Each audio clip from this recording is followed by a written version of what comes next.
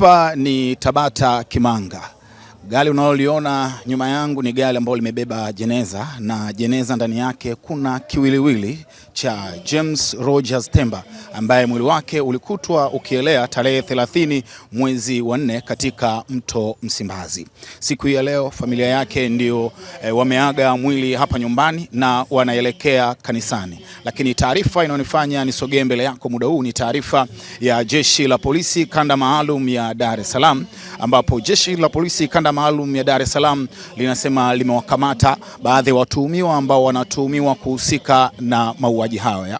Na labda nikuletee taarifa hiyo kama ambavyo imetolewa na Jeshi la Polisi. Jeshi la Polisi Kanda Maalum ya Dar es Salaam linaendelea kupeleleza kwa uzito mkubwa tukio la mauaji ya mtu aliyetambulika kwa jina la James Rogers Temba. Huyu alikuwa ni mwanafunzi wa mwaka wa pili wa chuo cha usimamizi wa fedha yani IFM ambacho kipo jijini Dar es Salaam, ambaye mwili wake ulikutwa unaelea kwenye maji yaliyokuwa yanatiririka katika mto Msimbazi, eneo la Kipawa, Ilala, tarehe 30 mwezi wa 4 mwaka huu wa 2026, huku mwili huo ukiwa hauna kichwa. Polisi Dar es Salaam imewakamata watuhumiwa 4 ambao wanahojiwa kwa kina kuhusiana na tukio ambalo linachunguzwa. Watuhumiwa waliokamatwa na wanahojiwa ni pamoja na Steven Rogers Chaka, huyu ni mbungu, ana miaka 31, ni afisa maabara mkazi wa Hai mkoani Kilimanjaro. Amekamatwa pia mwanamke mmoja ambaye ametambulika kwa jina la Anna Frank Lema maarufu kama Happiness.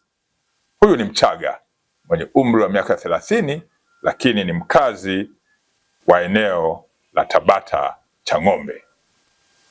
Amekamatwa pia mtu aliyefahamika kwa jina la Twalibu Hamisi maarufu kama Mputo mwenye umri wa miaka 23, mkazi wa Kigogo Kati, Kinondoni, jijini Dar es Salaam. Amekamatwa mtu mwingine wa 4 ambaye ametambulika kwa jina la Michael John maarufu kama Tambali mwenye umri wa miaka 26. Huyu ni mkazi wa Kigogo, Kinondoni, jijini Dar es Salaam. Vipo pia baadhi ya vielelezo ambavyo vinachunguzwa kuhusiana na tukio hilo.